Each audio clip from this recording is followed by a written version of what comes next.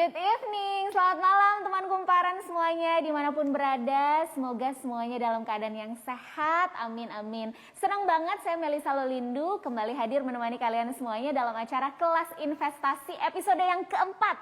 Tidak terasa ya, jadi kita sudah 4 kali hadir di setiap bulan. Khusus untuk teman kumparan semuanya, biar kita sama-sama belajar dan lebih melek lagi dalam hal investasi dan juga bisnis.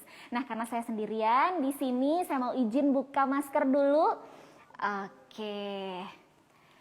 Baik, teman kumparan yang baru pertama kali bergabung di kelas investasi, informasi buat kalian nih ya, kelas investasi ini hadir setiap bulannya dan kita nggak cuma bahas soal tips dan ilmu bagi yang udah nyemplung di dunia investasi, tapi buat kalian juga yang masih pemula, baru mau belajar, bisa banget jadiin kelas investasi kumparan ini sebagai salah satu referensi belajar kalian.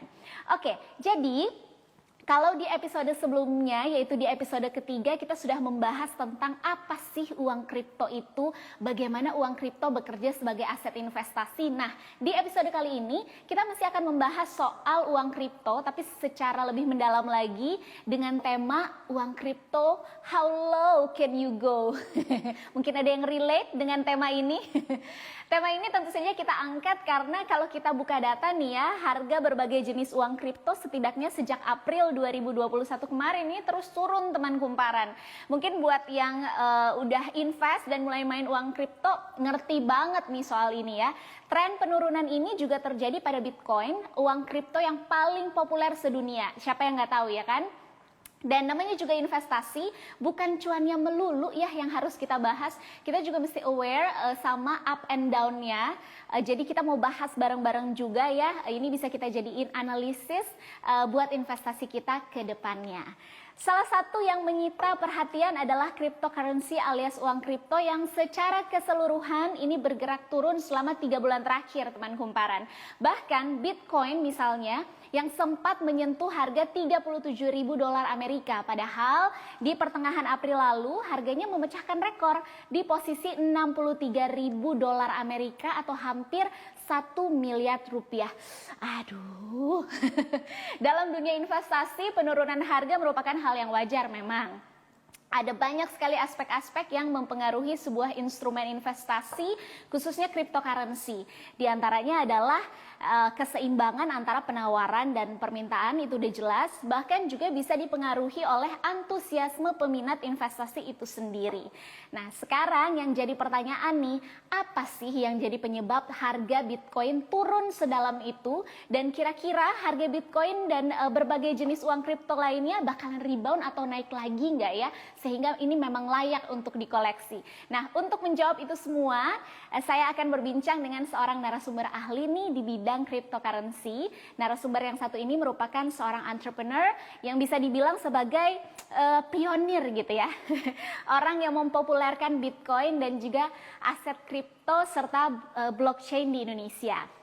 Tapi sebelum aku undang narasumber kita bergabung, aku mau info dulu buat teman kumparan semuanya yang mungkin udah gatel pengen nanya seputaran tema ini. Bisa banget kalian langsung aja ketik drop pertanyaan kalian di kolom live chat Instagram kita kali ini. Karena ada 5 pertanyaan yang akan dipilih dan akan langsung dijawab oleh narasumber kita. Asik banget kan? Jadi bisa tanya-tanya langsung sama narasumber kita.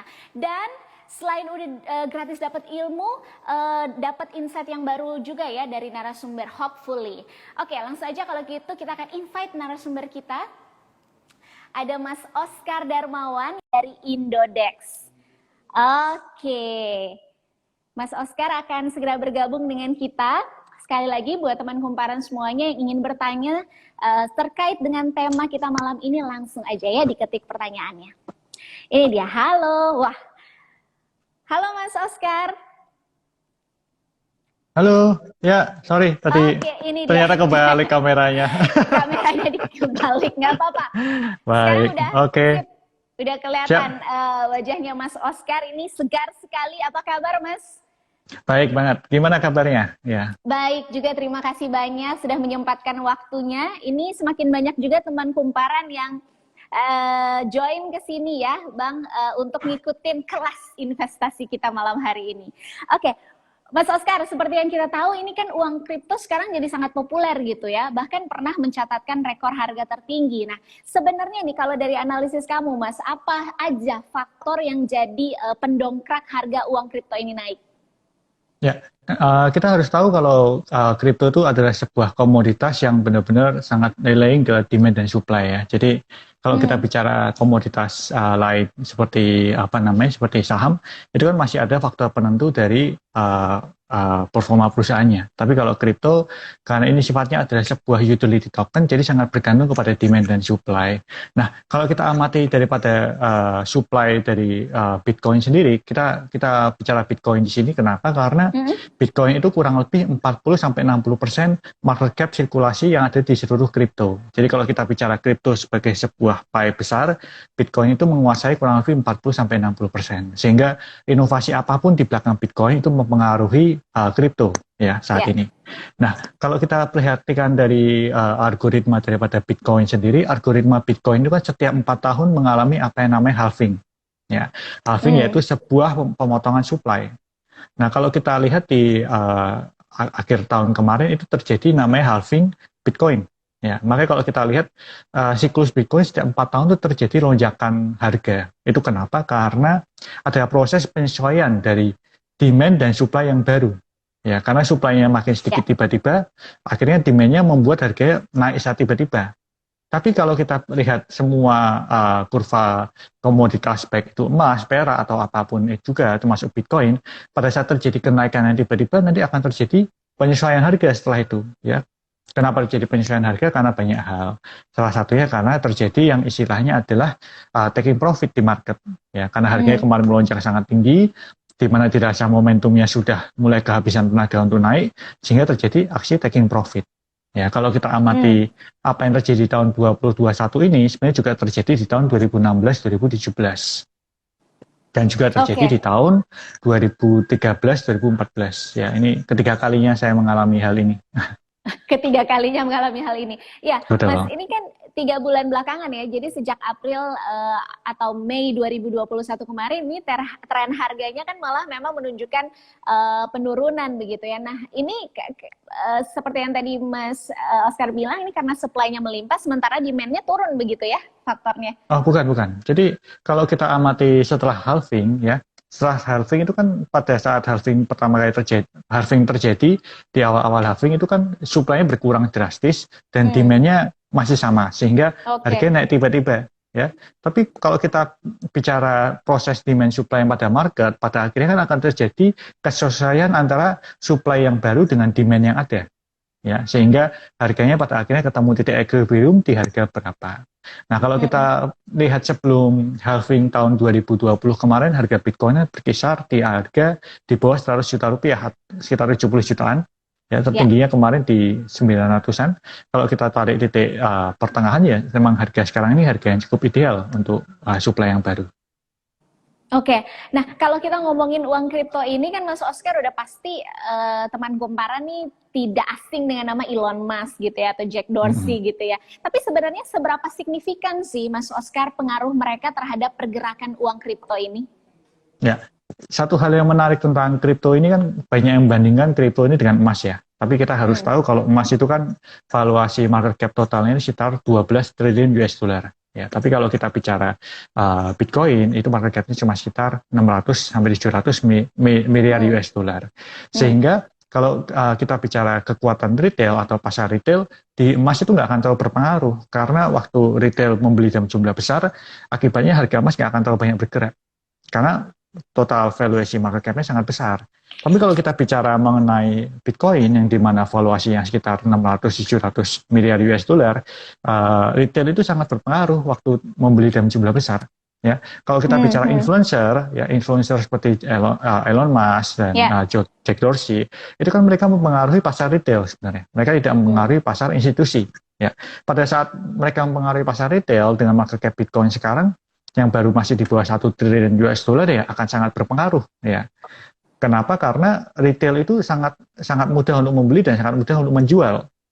Makanya kalau kita bicara di pasar saham kan, pasar saham sangat menghindar saham-saham yang murni dipegang retail karena mereka ketakutan retail itu cepat sekali moodnya naik turun gitu kan. Nah, sayangnya di dunia kripto ini masih mayoritas dipegang sama retail ya. Tapi sekarang kita melihat tren yang belakangan ini mulai institusi mulai masuk nih. Nah, nanti kedepannya saya kira lama-lama pasar kripto akan makin stabil dan stabil, khususnya dengan market cap-nya makin besar dari waktu ke waktu.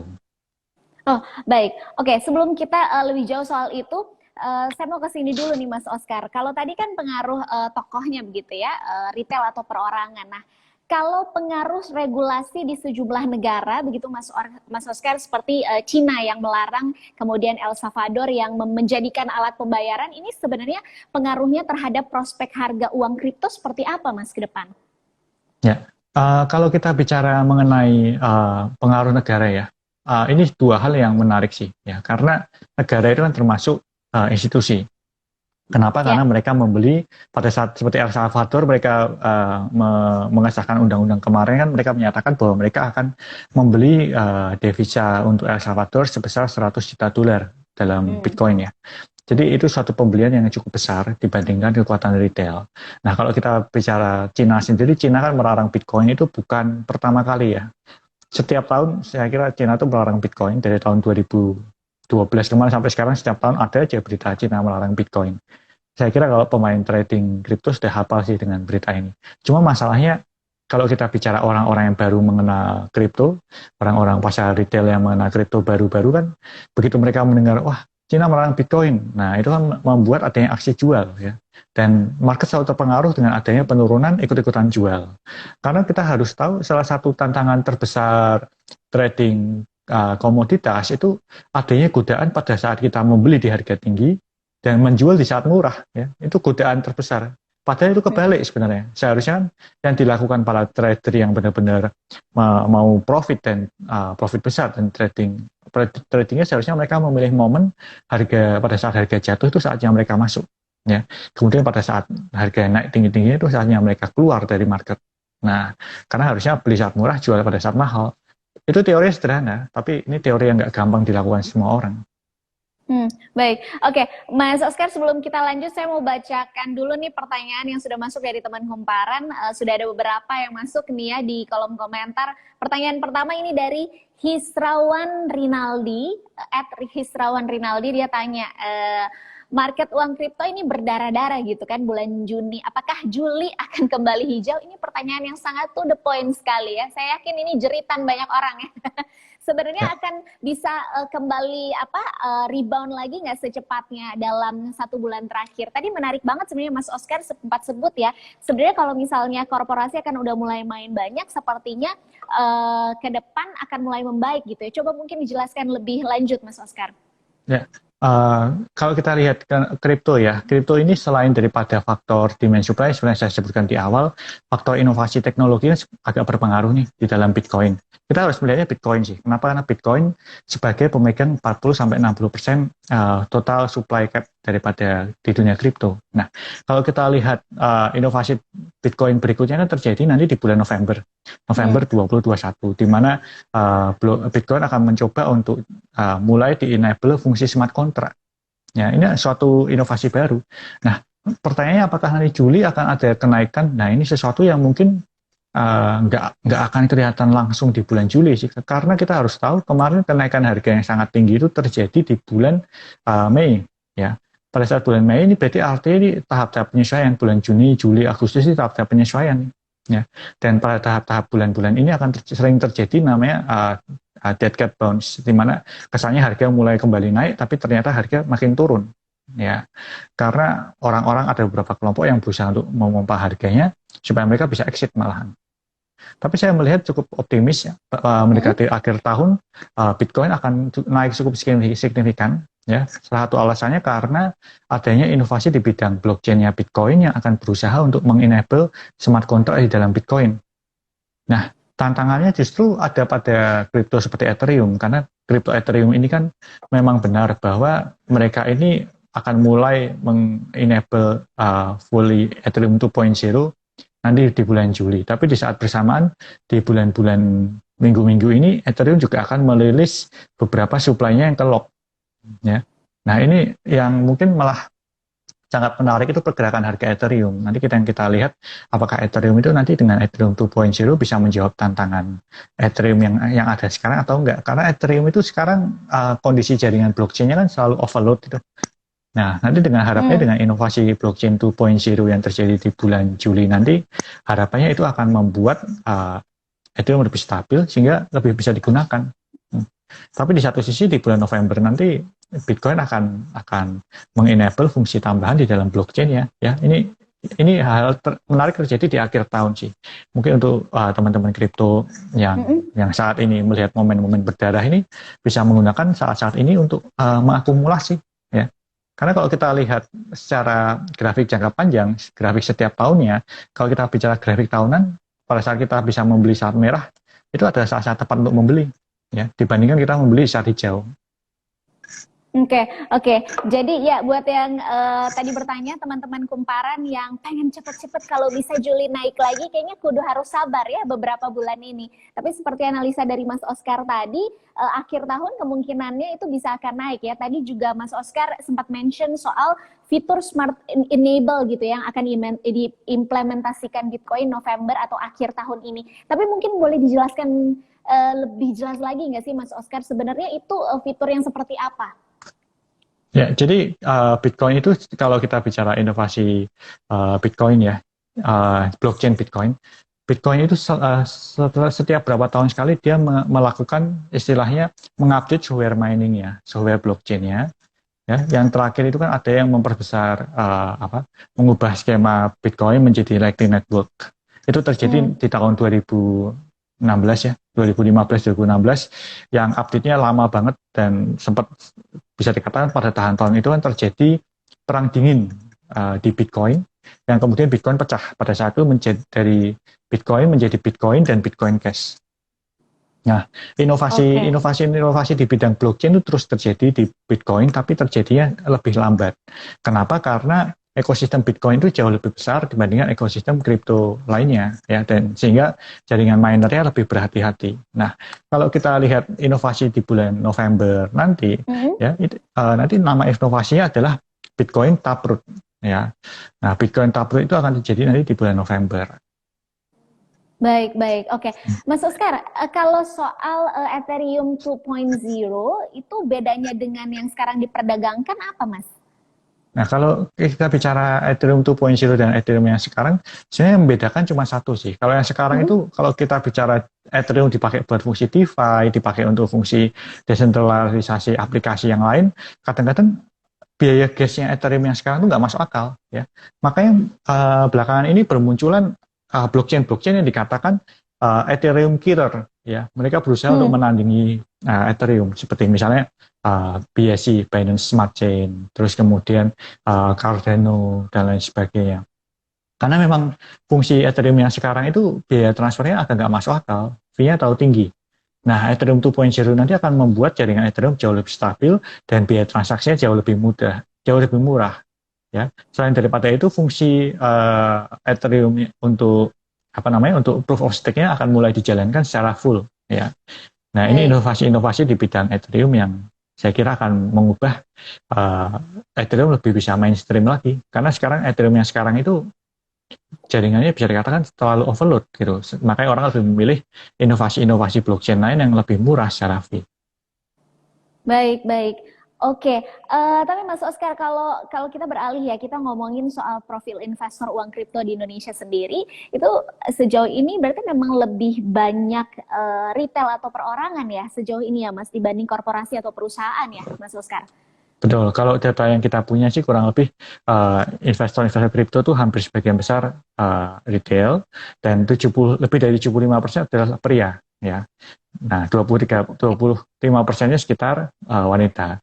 Ini menarik sih, karena kalau kita amati statistik kita yang 3 tahun lalu, wanitanya cuma sekitar 10%. Ternyata beberapa tahun belakangan ini investor trader perempuannya mulai bertumbuh. Ini sesuatu yang luar biasa sekali. Ya. Kalau kita bicara mengenai demografik umur, lebih dari 50% demografiknya masih berumur 20 tahun hingga 30 tahun. Memang nggak bisa dibantah bahwa kripto ini ekosistemnya ekosistem muda ya. Rata-rata orang-orang yang yang tergolong high risk taker, ya orang-orang yang percaya dengan inovasi akan membawa banyak perubahan, dan orang yang percaya bahwa lebih berani mengambil resiko, ya. Karena umur 20 sampai 30 tahun kan itu umur orang-orang berani mencoba banyak hal. Baik, jadi saat ini kalau kita lihat lebih dari 70% itu pria ya. Walaupun memang angka investor wanita sebenarnya naik juga ya. Kalau yang sebelumnya 10%, sekarang berarti kan udah menuju ke 30% begitu ya. Oke, terus tadi juga menarik. 25%, maaf. 25%, baik. Tadi juga menarik ya, kisaran umurnya, demografi usianya 20-30 tahun. Ini kalau bisa dilihat ini para risk taker ya. Jadi kayaknya nih teman-teman kumparan yang bergabung ini. Yang penasaran sekali apakah Bitcoin bisa akan naik secepatnya atau enggak. Oke, Mas Oscar, lalu selanjutnya nih ya, mungkin banyak yang belum tahu juga Mas Oscar. Di Indonesia sendiri, sebenarnya seberapa besar sih nilai transaksi uang kripto per hari di Indonesia? Ya, kalau kita bicara, mungkin saya cuma bisa bicara secara Indodax ya, karena kita kan, saya kan cuma punya data Indodax sebagai salah satu perusahaan exchange di Indonesia. Ya. Kalau kita bicara transaksi di bulan Mei tahun 2021, transaksi Indodax itu total sebulan sekitar 31 triliun rupiah. 31 triliun rupiah? Baik, kurang lebih seperti itu. Ya. Trennya dalam beberapa bulan terakhir bagaimana, Mas, kalau dari Indodex? Ya, kalau kita amati beberapa bulan terakhir, karena kemarin bulan April, bulan Mei, itu adalah saat harga kripto naik sangat tinggi ya. Jadi transaksi kita juga bulan April, bulan Mei kemarin naik cukup signifikan sih. Ya, salah satu bahkan tertingginya kita dalam sehari melakukan transaksi 3,5 triliun. Baik. Nah, nilai transaksi ini berarti paling banyak dari investor retail itu ya, Mas Oscar? Betul, ya, pasti. Karena memang kripto itu adalah pasar retail ya. Oke. Mas, lalu apakah di tengah penurunan harga ini nilai transaksinya, prediksinya gimana nih, Mas Oscar, ke depannya? Biasanya kalau kita amati selama 7 tahun Indodax beroperasi, biasanya kalau justru waktu harga turun tuh orang pada takut buat masuk ke market. Nah, ini satu hal yang sangat disayangkan. Karena biasanya kalau waktu harga turun itu momentum yang bagus untuk masuk ke market sih. Ya. Kalau kita ambil skema trading jangka panjang, tahunan gitu, kurva tahunan, kurva bulanan. Karena pada saat, tapi kalau kita lihat kondisi di market, biasanya justru waktu harga turun gini orang pada takut. Nanti begitu harga mulai naik, orang mulai pada berani masuk ya. Itu yang percaya membuat diri lagi. Iya, itu tapi yang membuat istilah nyangkuters lumayan sering di dunia kripto. Karena kalau masuknya selalu pada saat hijau, itu kecenderungannya kadang-kadang telat masuknya gitu ya. Maka saya kalau trading, baik saya trading saham maupun saya trading kripto, saya selalu masuknya waktu merah sih. Dan saya berusaha untuk keluarnya saat hijau gitu. Oke. Baik.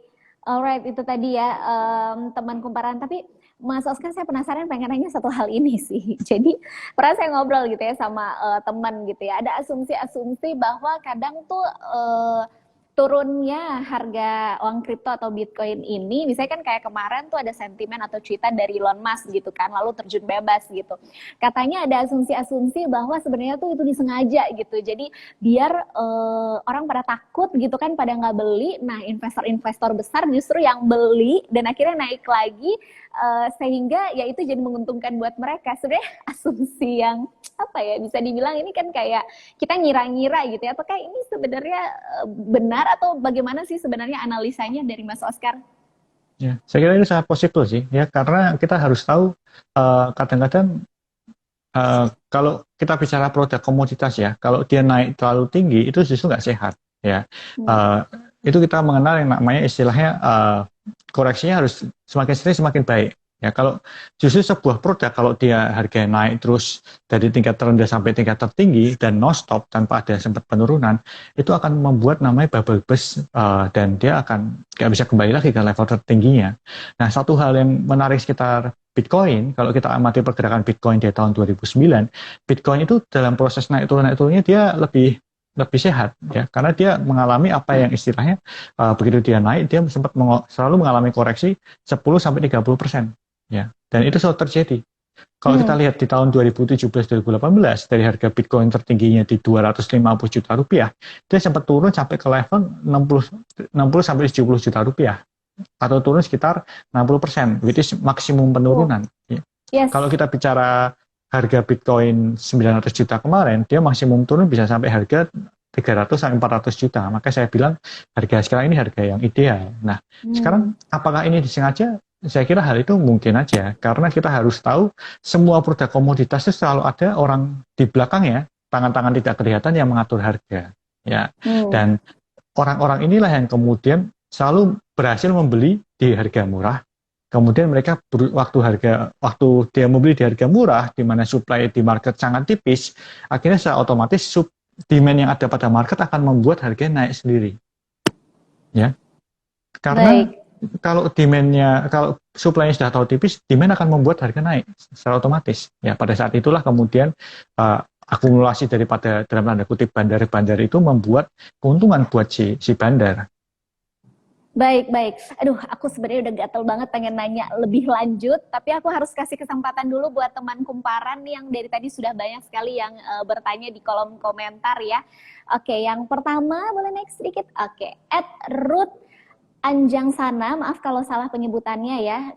Dia bertanya ke Mas Oscar nih, apa sih yang membuat uang kripto menarik dibandingkan saham, dan potensi keduanya sebenarnya mana yang lebih oke ke depannya? Saya kira setiap instrumen itu memiliki kelebihan dan kekurangan masing-masing ya. Mungkin supaya fair saya akan cerita di sudut pandang kripto aja ya. Dalam sudut pandang kripto itu menariknya karena transaksinya 24 jam. Ya, jadi kadang-kadang kalau kita bicara ibu rumah tangga atau bahkan karyawan yang kerja full time, kadang-kadang mereka kalau transaksi nggak 24 jam, mereka kesulitan karena mereka baru pulang kerja, mereka mau transaksi, pasar sudah tutup. Ya. Nah, menariknya kripto transaksinya 24 jam. Yang kedua, menariknya kripto adalah minimum transaksi Rp10.000. Ya, jadi orang bisa transaksi 0,000 sekian. Sehingga orang-orang yang mau mulai dari modal kecil 10.000, 20.000, mereka bisa masuk ke pasar dengan lebih mudah.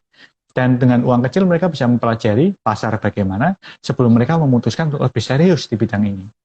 Sejauh ini kita melihat banyak sekali trader-trader di Indonesia yang sudah full time trading kripto. Ya, ini sesuatu yang kita apresiasi banget. Wow. Ini saya sangat terharu sih kalau mengingat di awal-awal kita memberikan edukasi kripto di tahun 2013, 2014 kemarin itu kan masih banyak yang belum tahu apa itu kripto. Tapi sekarang kita bisa melihat ekosistem kripto di Indonesia mulai bertumbuh, di mana mulai bermunculan orang-orang kaya baru dari trading kripto. Oke, jadi itu apa ya, bisa dibilang daya tariknya begitu ya orang untuk bisa dengan mudah investasi di uang kripto. Pertanyaan selanjutnya Mas Oscar, ini masih dari teman kumparan @cicits.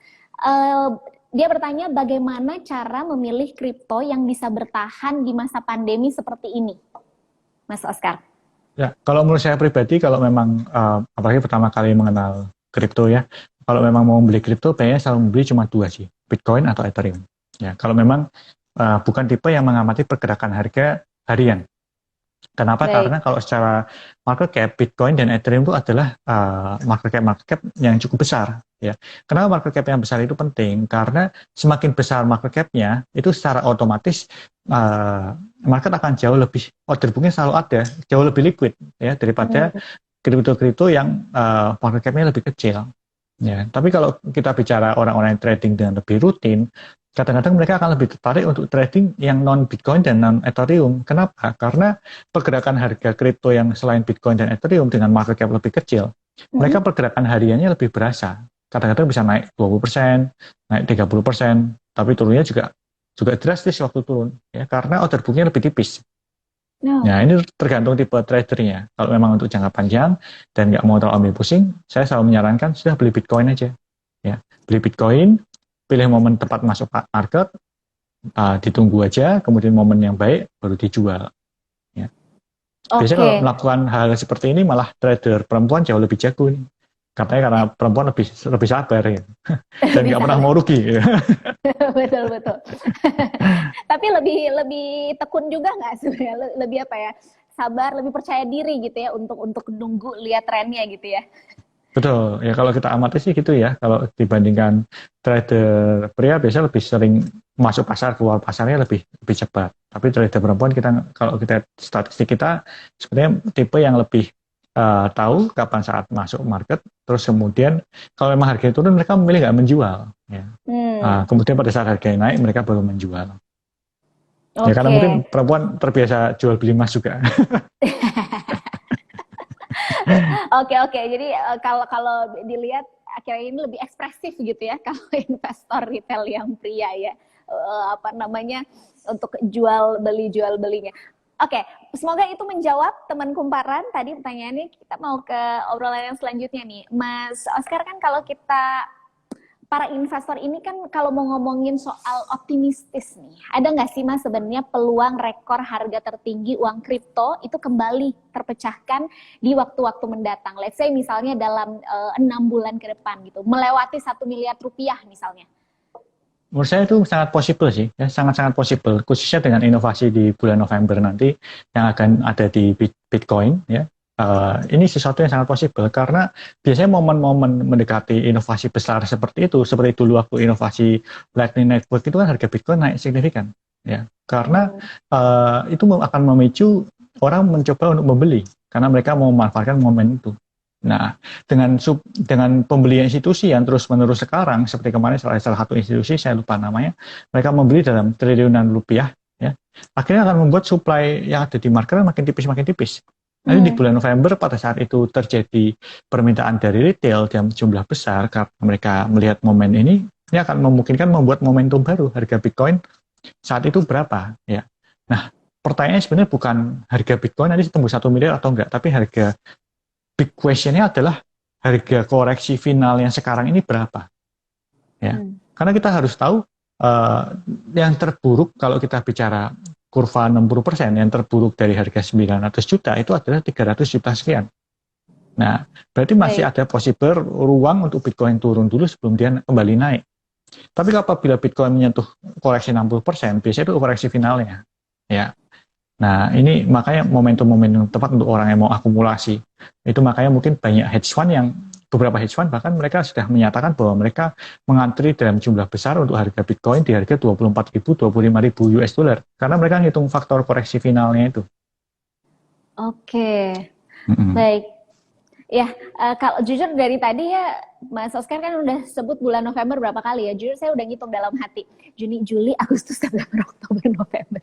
5 bulan untuk bersabar ya teman kumparan, disabar-sabarin, dilihat ya, terus dipantau tren naik dan turunnya. Oke Mas Oscar, ini bisa buat teman kumparan ya kan yang mau mulai investasi uang kripto nih kan, kalau tadi kan kita bicara mungkin yang sudah investasi begitu ya, tapi buat yang pemula baru ingin investasi uang kripto, variabel apa aja sih Mas yang bisa dijadikan referensi nih untuk para investor baik saat mau jual ataupun mau beli uang kripto? Apa aja yang harus dicek dan recheck terlebih dahulu? Kalau tadi kan Mas Oscar sempat jelasin memilih uang kriptonya ya, tapi kalau sekarang mungkin gimana supaya kita juga dapat tips antara mau jual dan belinya tuh apa yang harus diperhatikan?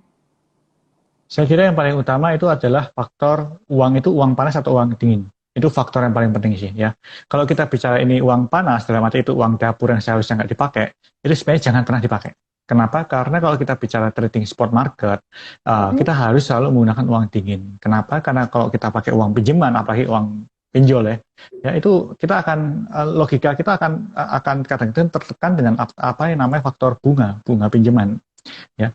Karena kalau kita bicara trading spot itu harusnya adalah kita selalu membeli di harga kita entry dan menjual di harga lebih tinggi dari harga entry kita. Spiritnya trading spot kan gitu.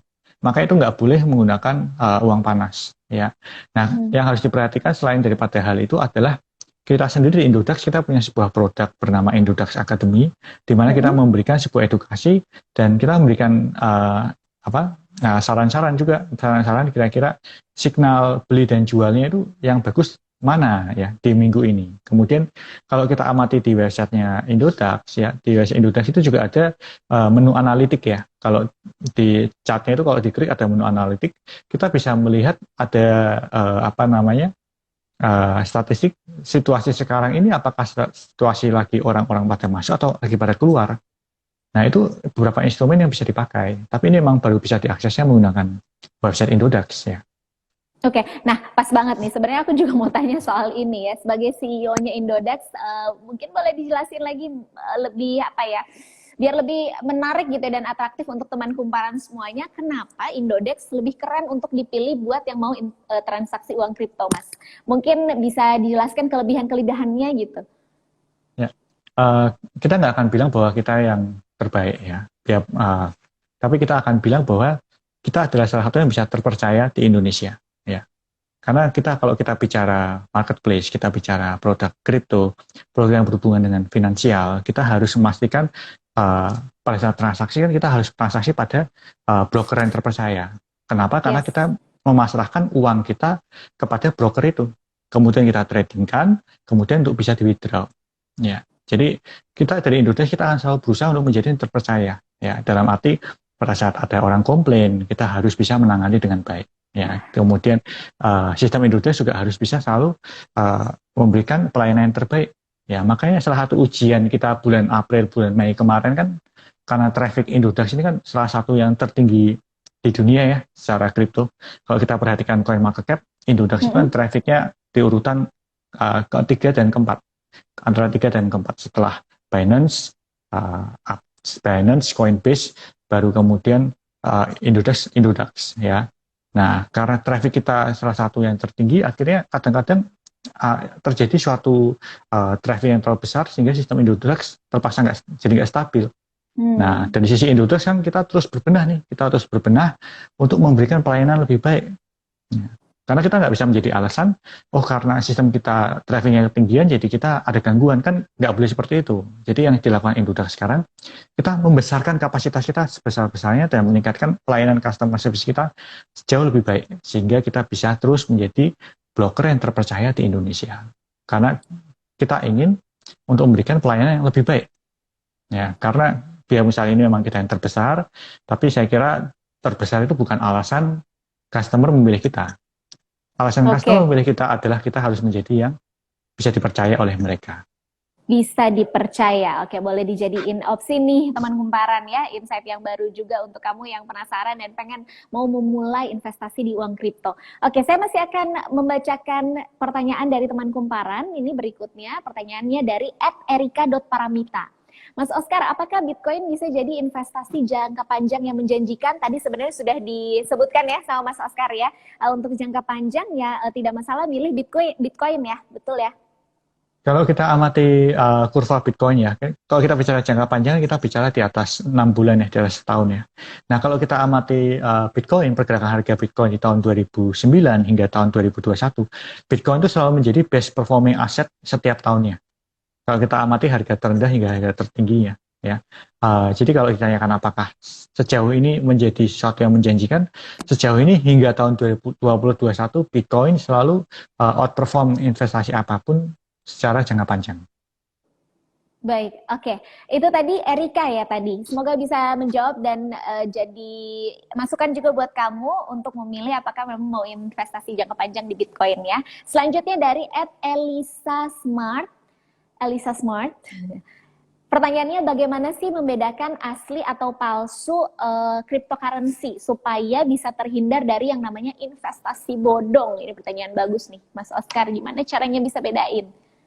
Ya, paling gampang gini, kalau satu kali Anda bertemu dengan suatu perusahaan yang bilang mereka menjual cryptocurrency, kemudian mereka menawarkan sebuah keuntungan di mana di atas 5% seminggu, ya, di atas 5% seminggu, atau bahkan ada yang menawarkan 5% sehari, atau bahkan sebulan bisa 20%, itu sudah pasti bodong.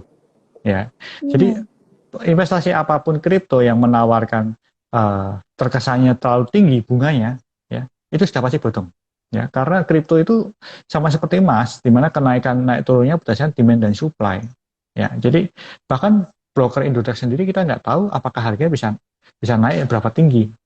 Ya, jadi kalau ada perusahaan yang menjanjikan keuntungan seminggu 5%, sehari stabil 1%, itu biasanya bodong. Biasanya itu skema Ponzi, di mana uang baru untuk membayar uang lama. Baik, oke. Bisa jadi masukan ya, tips dan trik dari Mas Oscar ya untuk yang mau pengen bedain mana sebenarnya yang palsu dan yang asli. Well, good luck buat teman kumparan yang mau memulai investasi di uang kripto, dan terima kasih banyak kepada Mas Oscar. Ini tidak terasa sudah sekitar 40 menit ya kita ngobrol-ngobrol. Makasih banyak, apa ya, informatif sekali buat teman kumparan semuanya, Mas Oscar. Semoga terus sukses dan sehat. Baik, terima kasih. Banyak. Terima kasih kumparan, sukses terus. Thank you. Terima kasih Mas Oscar. Oke, Thank you. masih pengen ngobrol-ngobrol lebih lanjut, tapi kita harus mengakhiri kelas investasi malam hari ini. Dan teman kumparan, terima kasih juga ya buat kalian yang sudah setia nonton dari awal sampai akhir. Semoga dapat insight yang baru juga untuk semuanya. Tadi ada tips dan trik juga dari Mas Oscar untuk kalian. Well, good luck yang mulai belajar investasi. Kalau kalian masih banyak hal-hal yang mau ditanyakan, diketahui seputar investasi, bisa banget teman kumparan kalian kunjungin aja website kumparan.com pastinya. Di situ kalian akan dapetin banyak informasi lebih mendalam mengenai uang kripto. Cukup dengan ketik topik uang kripto dan otomatis di situ akan langsung muncul referensi dan artikel-artikel pembahasan seputar uang kripto dan juga pastinya seputar investasi lainnya.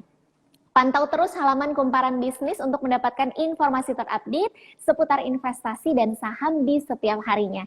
Saya Melisa Lolindu dan seluruh tim yang bertugas malam hari ini pamit undur diri. Terima kasih banyak teman Kumparan, sehat selalu. Sampai jumpa di kelas investasi bulan depan. Dah.